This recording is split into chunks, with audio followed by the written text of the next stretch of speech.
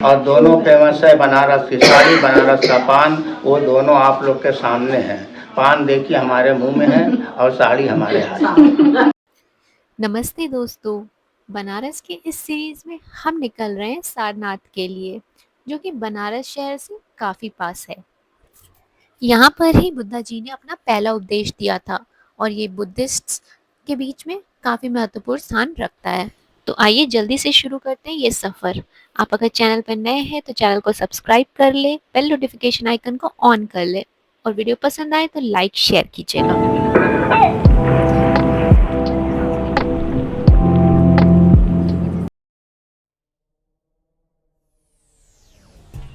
वाराणसी से सारनाथ का सफ़र काफ़ी आसान है। आपको टैक्सी, ऑटो या फिर लोकल बस भी सारनाथ तक मिल जाएगी आराम से।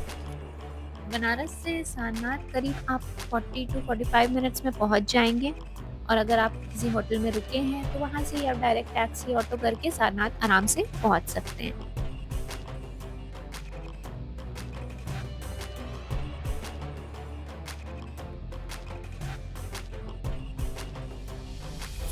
तो सारनाथ पहुंच के सबसे पहले हम गए थाई टेम्पल। ये पूरा थाई आर्किटेक्चर पे बना हुआ है। यहाँ पे आपको पगोड़ा देखने को मिलेगा जो कि बुद्धिस्ट टेम्पल होता है और साथ ही साथ ब्यूटीफुल गार्डन्स भी देखने को मिलेंगे।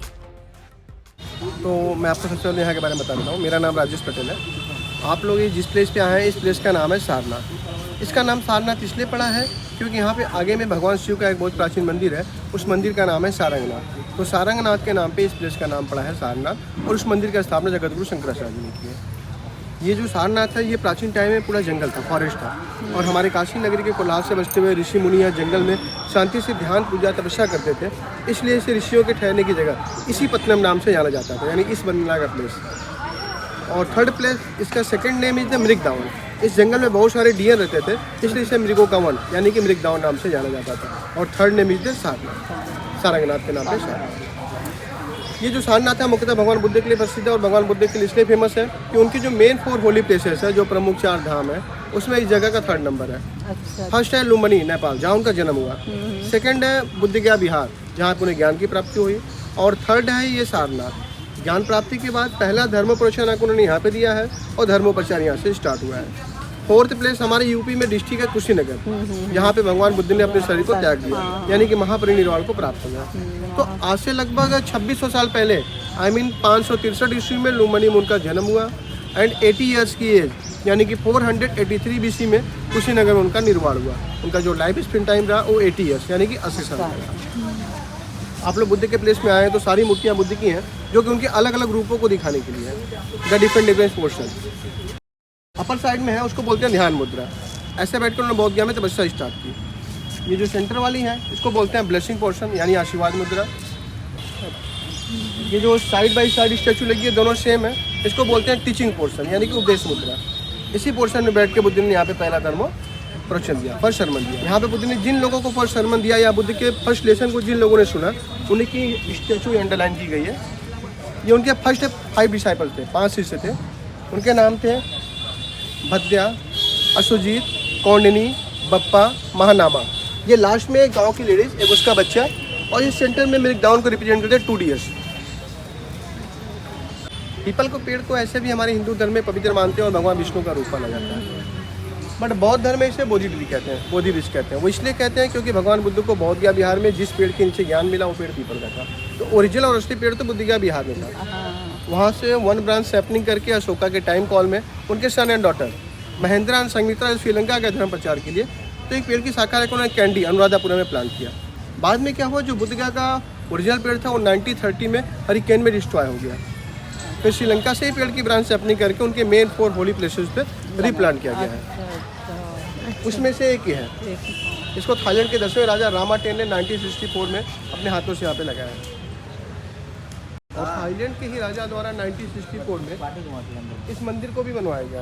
ये सामने जो मंदिर देख रहे हैं, इसका जो डिजाइन है इसे पैगोडा कहते हैं। एंड टेम्पल के अंदर जो भगवान बुद्ध की मेन स्टैचू लगाई गई है वो single stone and sand stone में है। हाइट है 9 फीट 6 इंच, ब्लेसिंग पोर्शन। इसके अलावा 2 स्टैचू और है। एक लेफ्ट साइड में है, जेड स्टोन है, 2011 में थाईलैंड के PM ने लगवाया है। और राइट साइड में जो स्टैचू गोल्ड प्लेटेड है कोविड के बाद टेम्पल फर्स्ट बार रीओपन हुआ, तो पहला दर्शन थाईलैंड के राज परिवार ने किया।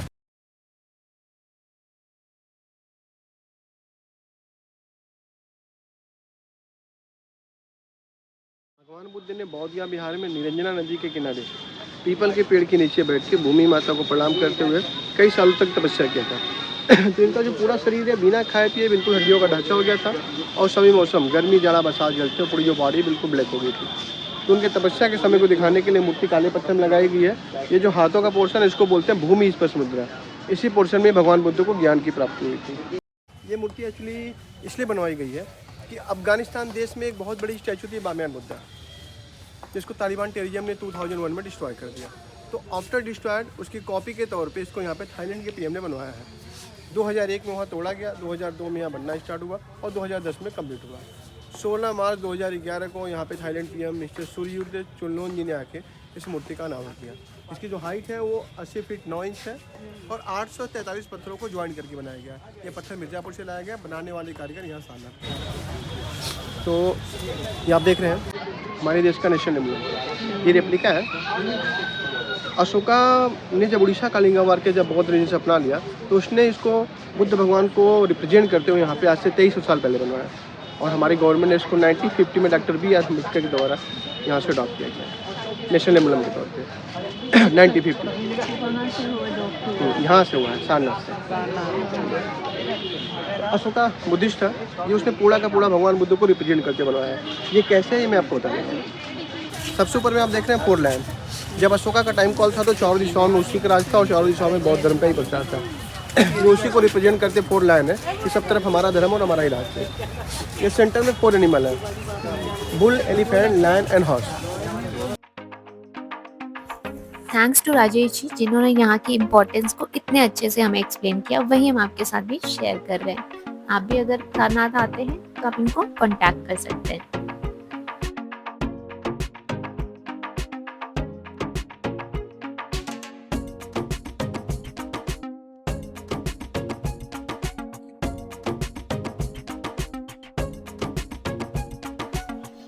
थाई टेम्पल के बाद अगर आप हिस्ट्री जानने के लिए काफ़ी उत्सुक रहते हैं तो आपको ये प्लेस काफ़ी पसंद आएगी, जो कि है यहाँ का सारनाथ म्यूजियम। यहाँ पे आपको बुद्धिस्ट हिस्ट्री से रिलेटेड बहुत सारी जानकारी मिलेगी। तो यहाँ पे फोटोग्राफी अलाउड नहीं थी तो हम आपको अंदर नहीं दिखा सकते, बाकी आप यहाँ भी आ सकते हैं। सारनाथ में सारी हिस्टोरिकल प्लेसेस सब आसपास ही है, सब वॉकेबल डिस्टेंस पे है, तो आप पैदल ही यहाँ पे घूम सकते हैं। इसके बाद आता है जो यहाँ का मेन अट्रैक्शन कह लीजिए, मेन जगह जो टूरिस्ट डेस्टिनेशन है वो यहाँ का है सारनाथ आर्कियोलॉजिकल साइट।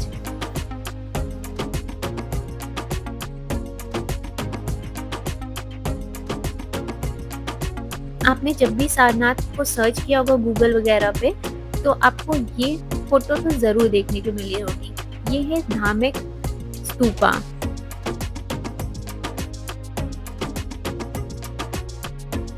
धामिक स्तूपा एक काफी प्राचीन स्थल है जहां बुद्धा जी ने अपना पहला उपदेश दिया था।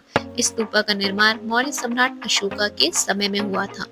यहाँ की शांति और ध्यान का माहौल आपको काफी आकर्षित करेगा।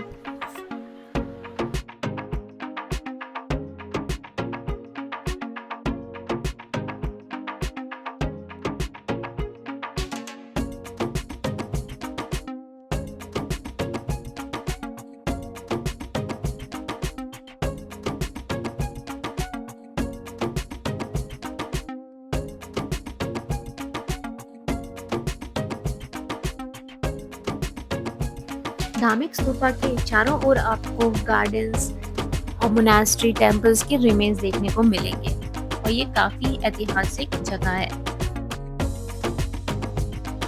वैसे यहाँ आने का बेस्ट सीजन तो विंटर्स है, क्योंकि गर्मी में तो यहाँ काफी गर्मी होती है, और वैसे लोग तो हमेशा ही यहाँ आते हैं, तो आप अपने हिसाब से भी आ सकते हैं।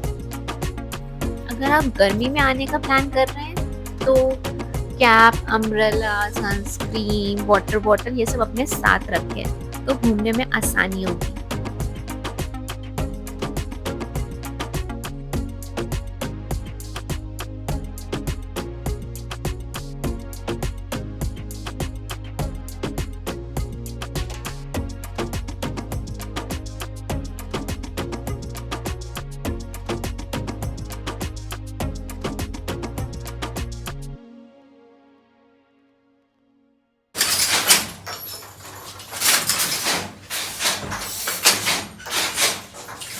फिर भी होल, फिर भी बाबू।